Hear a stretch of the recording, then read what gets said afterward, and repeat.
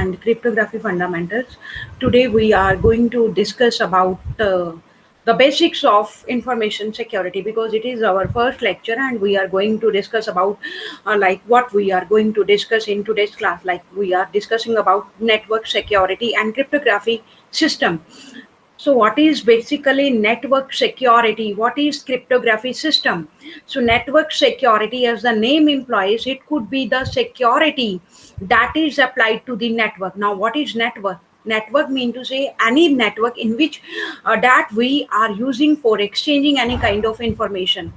So this could be any network, but we are supposed to provide security to the network that we are going to use, because if a network is without any security, then there could be so many vulnerabilities that could be associated with the same, and there could be so many risks that could be associated with the same. So in order to overcome the same, we are supposed to deal with the security measures in network security and cryptography system. Now, what is cryptography system? Cryptography mean to say, like, if we are supposed to deal with the information that is going to be transmitted between two parties, like if there is a sender and there is a receiver and both wants to exchange information, then in that case, what kind of information that they might be exchanging? Like if A wants to send some data to B, then we are supposed to convert that original plain text into some cipher text with the help of cryptography techniques. Like there could be certain algorithms that could be used, there could be certain techniques that could be used, there could be certain security mechanisms that could be used, so that it is not sent directly to the receiver. Because if we are sending our data directly without encrypting the same, then there are so many violators that are lying in between, and they could hack our information by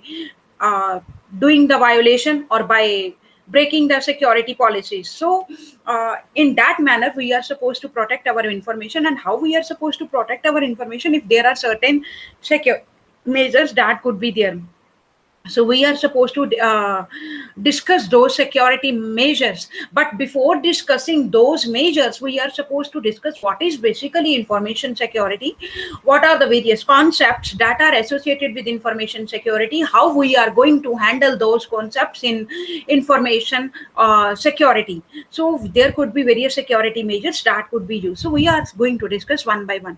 So before discussing about the information security, let's discuss about the objective. Like what is the objective of learning information security? Obviously we will be learning security measures. So it help us to learn the security measures. That there are many security measures that could be used, and we are supposed to learn the same. Next is what is information security? Like it is layman language, we are supposed to define the definition. So information security, as the name implies, it is the name that is given to the preventive steps we are supposed to take to guard our information and our capabilities. And they could be measures that could be adopted to prevent the unauthorized use, misuse, modification, denial of use of knowledge and facts, data, and capabilities. So these could be the same. So we are supposed to take some preventive steps. Like security is concerned with steps that we are going to take so that our information could be secure, our information could be kept safe. So we are supposed to discuss those. There are certain measures and we are supposed to discuss those. Now there are certain characteristics that are information that are concerned with information. What are those? Like critical characteristics of information. The first point is availability, second is accuracy, third is authenticity, fourth is confidentiality and integrity. We will be discussing all these terms one by one. Now let's discuss what is availability. What is basically availability? It is enables users who needs to access information, and they are supposed to do so without interference and received it in the required format. So information is available only to the authorized users. Next is accuracy. What is basically accuracy? It is the information is accurate when it is free from mistakes, like it is up to date information. So it is free from mistakes or errors, and it has the value that the user expects. Next is authenticity. Authenticity is quality or the state of being genuine, like authentic user. So rather than a reproduction or fabrication, now for example, email spoofing, that is the unauthorized use of the third party domain name as the sender name in an email message. So next is confidentiality, that is concerned with the information that is available only to people with rightful access. So ensuring that only those with the right and privileges to access that particular information are able to do so. So it is closely related with the privacy of the information. Integrity mean to say without modification, it is received by the receiver. So information can be changed only by authorized personnel, and the quality or the state of being whole, completed and uncorrupted is the integrity of the information. And there are three goals that are associated with uh, integrity of the information. The first one is prevention of modification by unauthorized users. Second is prevention of unauthorized modification by authorized users, because there are certain conditions that are associated with each and every point that we are describing here. Next is preservation of internal and external consistency. So there is a integrity check that can be done through like file size, file hashing. So hashing is the transformation of a string of characters into a usually shorter fixed length value or a key that represents the original string. Next is components of an information system. So we are supposed to discuss various components that are creating an information system. So it is consist of software, hardware, data, people, and procedures. So, what is basically software? It could be any operating system, it could be any software applications, command utilities that we are going to use. In addition, we are supposed to discuss bugs, weakness, holes. If there are any errors, we are supposed to fix the same. An error or a defect in software or hardware that causes the program to malfunction. Next is security hole, that is something you need to fix now. Next is security warnings, something you need to fix soon. Security note, something you need to fix when you get around to it, or just some information that you should consider. Next is service pack, patches, and hot fixes. So the security is least priority. Why security is least priority? Because we are concerned with developing a software, and we generally overlook the security requirements, because we are just running after developing a software, coding, design, maintenance, coding. So in the end, we are building very good softwares, very huge softwares, but we generally ignore the concept of security in those. So security nowadays is a very big, critical factor, and it is to be considered very, I can say, we are supposed to uh, analyze the security measures with each and every information that we are going to exchange, because today nowadays it is we are heavily relying on internet, and in addition we are heavily exchanging data, and we are having two main concerns today. We are relying on data that is available on internet, and we are relying on internet for accessing that data. Now how could we ensure that that data is accurate, that data is secure?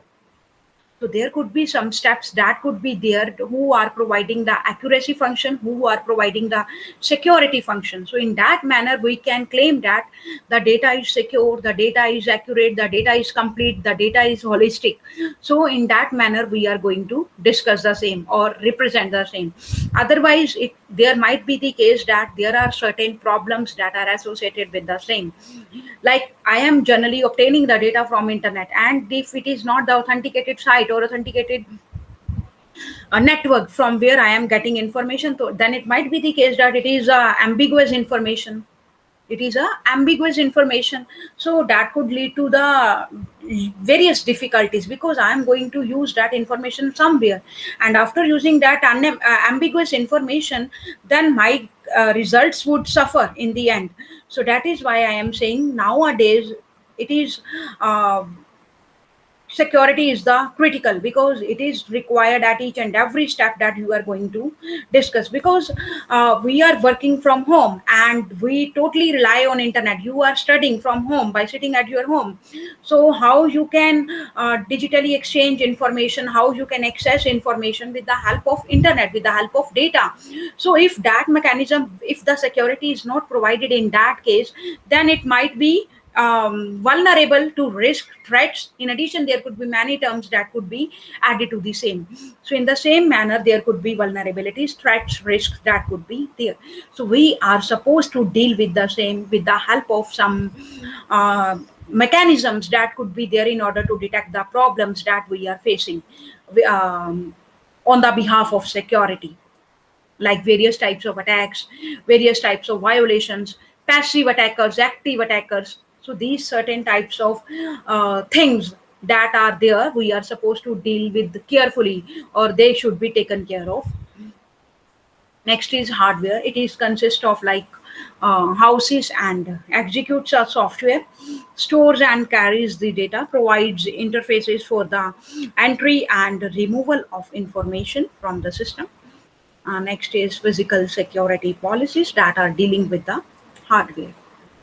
So data is the main object of intentional attacks. People. So people are the main threat to information security. We are developing certain techniques to hack the information. We are there to who wants to uh, like see the if and buts of the information that is being transmitted, even if it is not relevant to us. Even then, we are very much concerned about whatever the two parties are communicating, whatever the data they are exchanging. We are very much interested in their information that they are getting exchanged. Next is procedures that are concerned with various rules, protocols that could be there. So procedures are written instructions for accomplishing a specific task and another frequently overlooked component. So basically, what is basically a network security? There are certain terms that are associated with network security. So what is basically network security? So it is an effort to create a secure computing platform. It is an effort to create a secure computing platform so that users or programs cannot perform actions that they are not allowed to do so. So network security is the protection of networking components, connections, and contents. So in layman term, what is basically cryptography? It is the practice and study of techniques for securing communication in the process of adversarial behavior. So what is basically adversarial behavior? Like an adversary is a malicious entity whose aim is to prevent the users of the crypto system from achieving their goal. So, an adversary efforts might take the form of attempting to discover secret data, corrupting some of the data in the system, spoofing the identity of the message sender or the receiver. So, more generally, cryptography is about constructing and analyzing protocols that prevents the third party of the or the public from reading private messages. Various aspects in information security like confidentiality, data integrity, authentication, non-repudiation. So these are central to modern cryptography. And modern cryptography exists at the intersection of the disciplines of mathematics, computer science, electrical engineering, communication science, and physics. So applications of cryptography include like electronic commerce, chip-based payment cards, digital currencies, computer password, and military communications. So cryptography prior to the modern age was effectively synonym with encryption, converting information from a readable state to unintelligible nonsense. So the sender of an encrypted message shares the decoding technique only with the intended recipient to preclude access from adversaries. So the cryptography literature often uses the names like Alice, Bob for the intended recipient and eavesdropper for the adversary. So what is eavesdropper? Alice for the sender, Bob for the intended recipient, and eavesdropping. So it is the act of secretly or stealthily listening to the private conversation or communications of others without their intervention.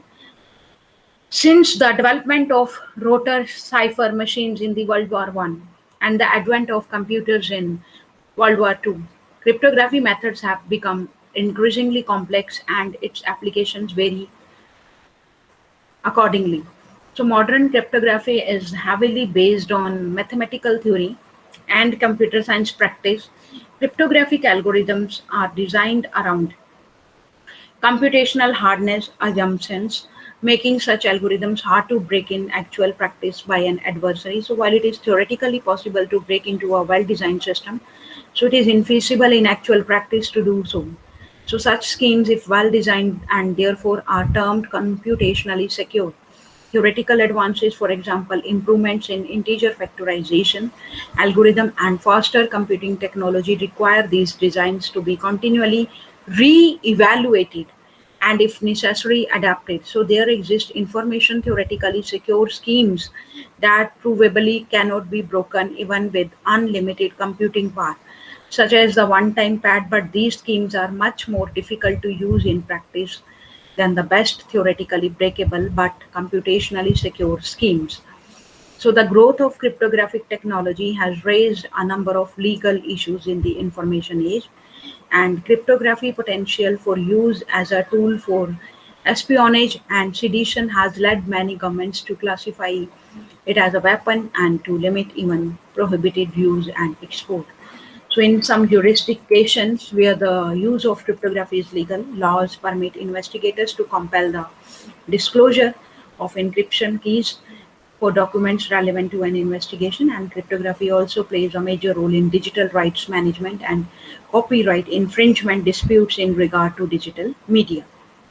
So, there are certain terms that are associated with the information security, like terminology.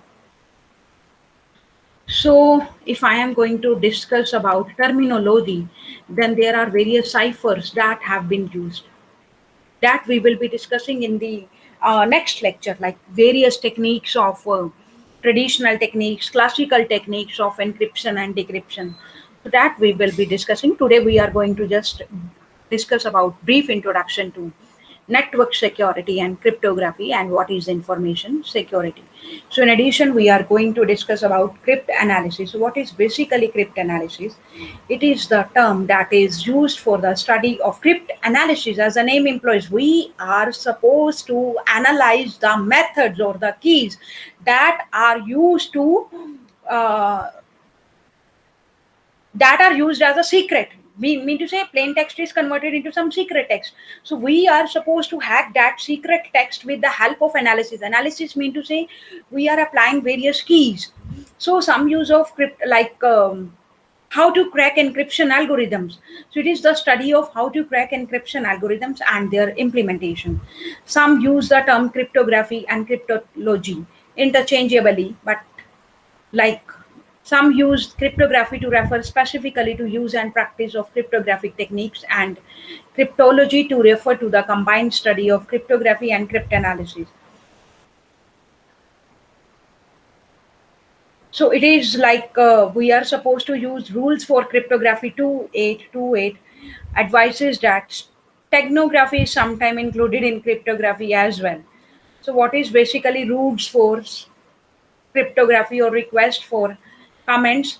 Rules for cryptography is a publication, or I can say request for comments is a publication from the Internet Society and its associated bodies, most prominently in the Internet Engineering Task Force (IETF), the principal technical development and standard setting bodies for the Internet.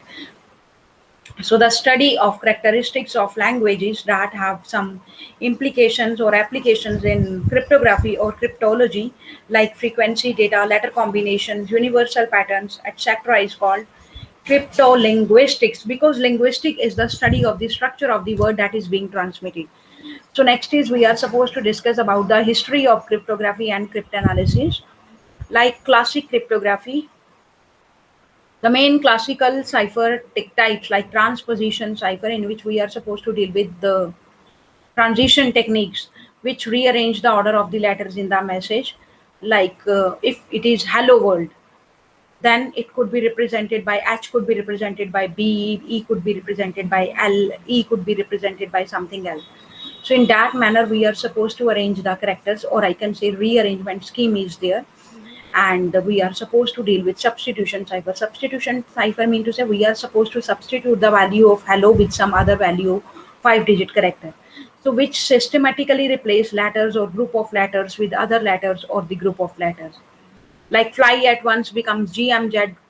So there could be certain changes that could be that could be done, or substitutions that could be done. So there was a development of the Caesar cipher in which each letter in the plain text was replaced by the letter some fixed number of positions further down the alphabet.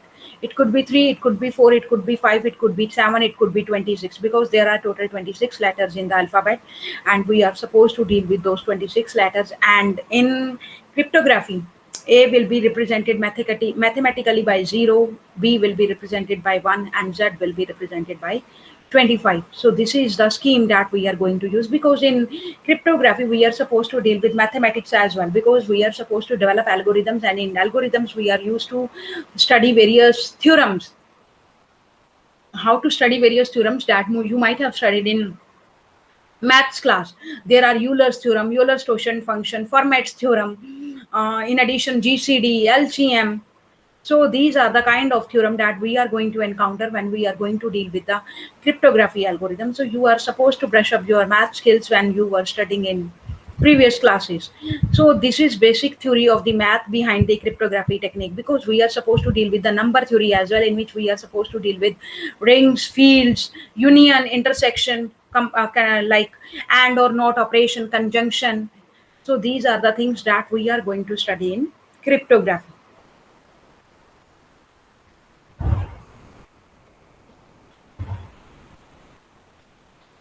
Now, if we are talking about modern cryptography, so what is basically modern cryptography? In which we are supposed to use symmetric key. So what is basically symmetric key? What is basically symmetric key? So as the name implies, symmetric key and asymmetric key cryptography. I am telling you what is symmetric key and asymmetric key. If I am talking about symmetric key, then one key is used for encryption and decryption. If I am talking about asymmetric key, then two keys are used, because asymmetric is concerned with public key cryptography, in which two keys are used. One key is used for public and one key is used for private. Mean to say one key is publicly available and second key is only known to the sender and receiver in general concepts, if we are talking about standardization. So symmetric key cryptography is concerned with like encryption methods that could be there, in which both the sender and receiver share the same key, like all in which their keys are different but related in easily computable way. So this was the only kind of encryption publicly known in 1976. And symmetric ciphers are concerned with block cipher techniques, stream cipher techniques. So what is basically block cipher? If I'm going to tell you about block cipher and what I'm going to tell you about stream cipher, so what is the difference between the two? So block cipher is the deterministic algorithm, and that could be operating on a fixed length groups of bits called blocks. Like if I am going to transfer information in a particular algorithm that is consist of 256 bits, and I am converting that 256 bit into 8 bit blocks. So 8 block each, it is having one block, 8 bits, it is having one block. So there could be around approximately around 10 to 20 blocks that could be there. So these are called blocks. If it is using an unvarying transformation, that is, it uses a symmetric key. They are specified elementary, like basic components in the design of many cryptographic protocols, and are widely used to implement the encryption of large amount of data, including data exchange protocol. So even a secure block cipher is suitable for encryption of only single block of data at a time using a fixed key. So multitude of modes of operation have been designed to allow their repeated use in a secure way. Now, what is modes of operation? Like block cipher mode of operation is an algorithm that uses block cipher to provide information security such as confidentiality or authenticity. So a block cipher by itself is only suitable for the secure cryptographic transformation of one fixed length group of bits called a block. So it could be used in a secure way to achieve the security goals of confidentiality and authenticity. However, the block ciphers may also feature as building blocks in the other cryptographic protocols like universal hash functions that we will be discussing in third or fourth unit, and pseudo random number generators. So block cipher is basically consists of two paired algorithms, one for encryption and other for decryption. And if we are talking about encryption, then it is the simple process that we are going to use. But on the other hand, if I am talking about decryption in symmetry key, then inverse of the encryption could be used for the same. So both algorithm accept two inputs and an input block of size n bits and a key of size k bits that could be used, and both could yield an n bit output block. So the decryption algorithm is defined as the inverse function, as I told you earlier. Like D could be equal to E of inverse, like decryption is equal to inverse of the encryption. So more formally, a block cipher is specified by encryption function, and like if it is we are supposed to use any encryption function, then it could be like we are supposed to perform encryption on certain plain text, and encryption is consist of key and plain text. Like it could be any plain text, key is 0, plain text is 1, and we are supposed to use k key, and 0 into 1 raised to power n, that could be there, which takes input key of bit length k and a bit string p, which is having a plain length of length n, and returns a string c. C mean to say ciphertext of n bits. So p is called plain text, c is termed as ciphertext. For each k, the function ekp is required to be invertible, mapping on o like 0 1 raised to power n.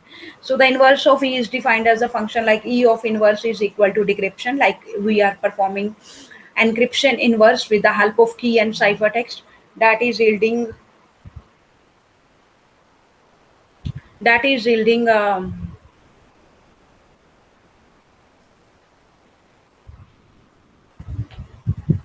plain text, because in decryption we are supposed to convert plain ciphertext with the help of key into the plain text. So we are supposed to use inverse here. So it is very simple technique that we are going to use. What is stream cipher? What is block cipher? Now I am going to discuss about stream cipher. What is stream cipher? What is whatever it is going in stream. So the operation of the key stream generator in like you can take example of any generator like AF A5 by 1. So it could be based on the stream cipher used to encrypt mobile phone conversations. So stream cipher and block cipher both are symmetric key cipher algorithms where plain text digits are combined with pseudo random cipher digits, and in a stream cipher each plain text digit, it is like each plain text digit is encrypted one at a time with the corresponding digit of the key string and to give the digit of the ciphertext string. Since encryption of each digit is dependent on the current state of the cipher, so it is known as the state cipher. So in practice, a digit is typically a bit and the combining operation is exclusive OR. Now, what is exclusive OR? You are supposed to go back into your third semester in which you have studied about logic gates, and out of those logic gates you are supposed to give stress on XOR gate, that is exclusive OR gate, because in many of the algorithms in cryptography we are going to use the XOR function here. What is XOR? In which there is a circle and there is a plus sign that is there. So it is a logical operation that is true if and only if its arguments differ. So it is the logic gate in which a condition is true if and only if its arguments are different. So you are supposed to refer to the same as well because it's symbolized by the prefix operator and the infix operator XOR. There could be so many notations that could be associated with the XOR operator, and there could be negation operator that could be used, that is logically biconditional operator, and it is true only if two inputs are the same. So it gains the name exclusive because the meaning of OR is ambiguous. And when both operands are true, the exclusive OR operator excludes that case. So this is sometimes thought of as one or the other, but not both. So this could be written as A or B, but not A and B. So since it is associative, so it may be considered to be an n-ary operator, which is true if and only if odd number of arguments are true.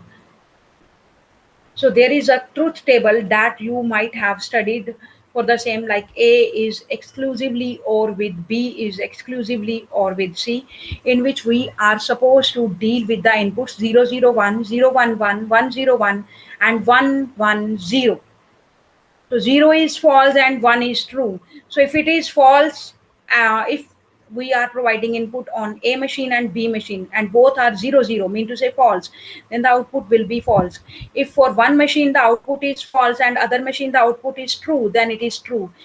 And in the case of vice versa, it is also true, like 1 and 0. Again, if input is 1 for both machines like A and B, then the output is false. So here the interpretation like 000, 011, 101, and 00110. So 0 is false and 1 is true. So we are supposed to use exclusive OR gate in this cryptography class throughout the whole lectures, like throughout our whole class, because there are so many algorithms in which we are supposed to use XOR gate. So you are basically supposed to study XOR gate in your digital logic design, because there are so many conditions that could be associated with the same, like what is P, what is Q, what is P plus Q. So that could be the case. So we are supposed to deal with the plus sign here in exclusive gate. So this symbol is used also in mathematics for the direct sum of algebraic structures.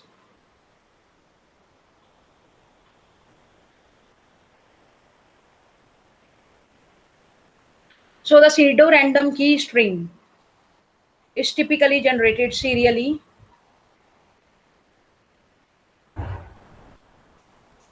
from a random seed value using digital shift registers. Now, what is basically shift registers that you are going to experience when you are going to discuss about various algorithms in detail, because it is a type of digital circuit that is using a cascade of flip flops where the output of one flip flop is connected to the input of the next. So they share a single clock signal, which causes the data stored in the system to shift from one location to the next. So by connecting the last flip flop back to the first, so there could be certain things that could be associated with the same. So by connecting the last flip-flop to the back first, data can cycle within the shifters for extended periods, and in the form they were used as a form of computer memory. So in this role, they are very similar to the earlier delay line memory system and were used widely in the late 1960s and early 1970s to replace that form of memory. So in most cases, several parallel shift registers would be used to build a larger memory pool known as bit array, and data was stored into the array and read back out in parallel, often as a computer word. While each bit was stored serially in the shift registers, so there is an inherent trade off in the design of the bit array, putting more flip flops in a row that allows a single shift to store more bits, but requires more clock cycles to push the data through all of the shifters before the data can be read back out again. So shift registers can have both parallel and serial inputs and outputs. So these are often configured as serial in parallel out or as parallel in serial out. So there are also types that have both serial and parallel input types with serial and parallel output. So there is also a bidirectional shift register which allows shifting in both directions, that is left to right and right to left. So the serial input and last output of the shift register can also be connected to create a circular shift register, and a PIPO register, that is parallel in parallel out, that you might have studied in computer architecture. So it is very fast and output is given with a single clock pulse. So the seed value serves. Now what is basically seed value? In mathematics, and particularly in dynamic system, an initial condition in some context called a seed value is a value of an involving variable at some point at the designated as the initial time. So for a system of order k and dimension and generally nk initial conditions are needed in order to trace the same. So it could serve as a cryptographic key for decrypting the cipher text stream, and the stream ciphers represent a different approach to symmetric encryptions from block ciphers, and block ciphers operate on large block of digits with a fixed unvarying transformation. So the distinction is not always clear cut, because in some modes of operation a block cipher primitive is used in such a way that it acts effectively as a stream cipher, and stream ciphers typically execute at a higher speed than block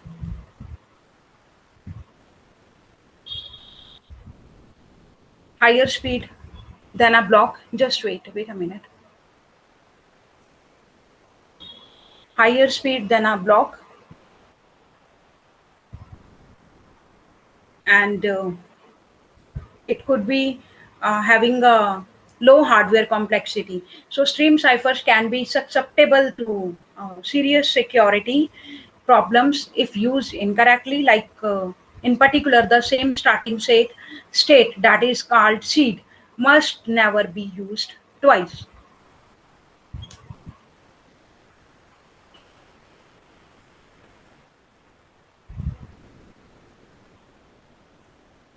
So next is there are certain algorithms that are available for cryptographic systems like symmetry key, asymmetry key, like data encryption standards are there, advanced encryption standards are there. We are going to discuss these algorithms one by one in the upcoming lectures.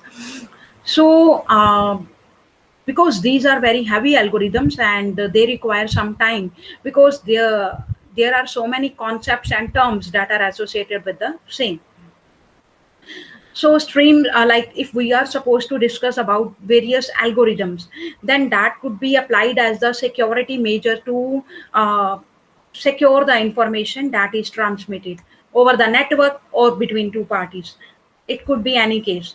So we are supposed to deal with the same. We are supposed to apply various algorithms, especially in banking transactions, because banking transactions are like highly confidential, and they require complex and powerful algorithms that could be there, security mechanisms that could be there, so that nobody can easily hack the information that is being transmitted.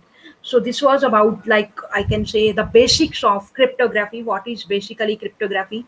What is information security? What are the components of information security? In addition, we have discussed about various techniques of cryptography like symmetric technique, asymmetric technique. In addition, we have discussed about block cipher, stream cipher, and what is basically modes of operation in stream cipher, in block cipher, what is exclusive or gate that we are going to use, what are the basic examples of cryptography like algorithms AES, DES. So these are the basic things that we have discussed, how we are supposed to uh, control our information, what is the procedure behind the same. So next, coming to network security. So there are certain steps that are associated with network security, like it is the continuous process built around a security policy. So there are four steps that are associated with the same. We are supposed to provide a secure mechanism. There could be a controlling mechanism, there could be a testing, and there could be improvements that could be associated with the same. So what is basically securing? So for securing is concerned with the authentication, encryption, firewalls, vulnerability patching. So we are supposed to implement the security solutions to prevent unauthorized access and to protect the information. So there are certain points that are concerned with securing the network, like we are supposed to deal with the authentication. We are supposed to provide authentication mechanisms. We can use any protocol like X.808. 808. Next is encryption techniques. Any encryption technique could be used.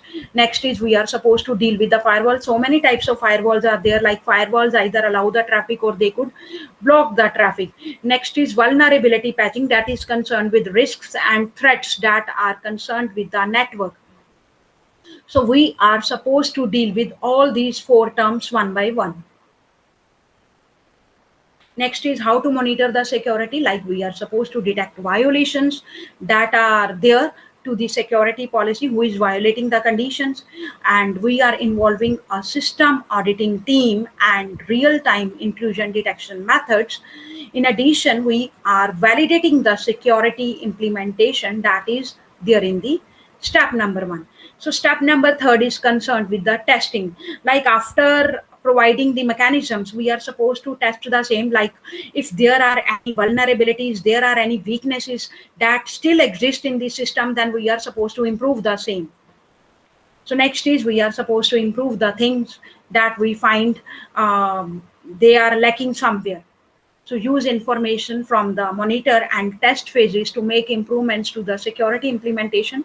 And we are supposed to adjust the security policy as security holes and risks are identified. So there are certain terms that are related to security, like assets, threats, attacks, vulnerability, risk analysis, countermeasures, hacking.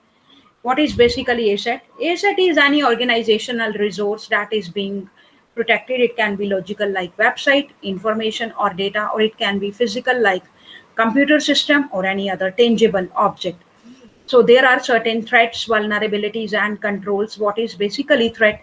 It is a person, thing, event, or idea which poses some danger to an asset in terms of confidentiality, integrity, and availability, like a possible means by which a security policy may be breached. Attack is the realization of the threat, vulnerability, weakness in the system, control measures and safeguard measures that could be used to provide the, that could be the procedures that could be used to safeguard our information, that could decrease the risk. So risk is equal to threat plus vulnerability. So threat without vulnerability pose no risk, and it is the vice versa.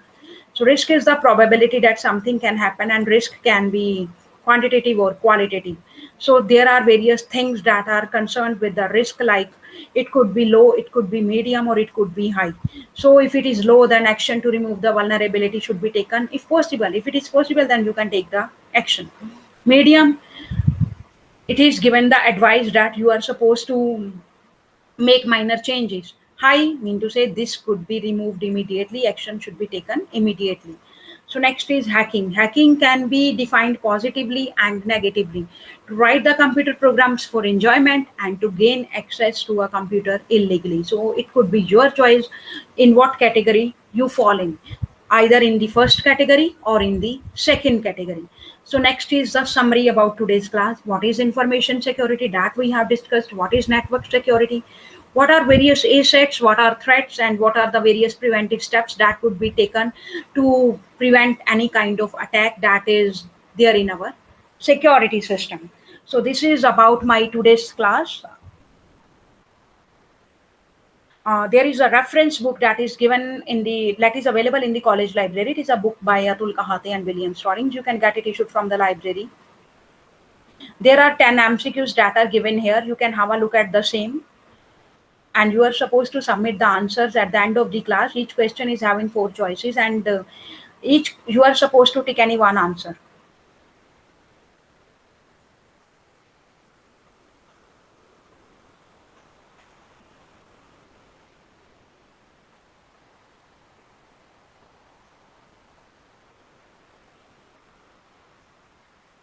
So this was all about my today's class. If you are having any query, then you can ask me any question.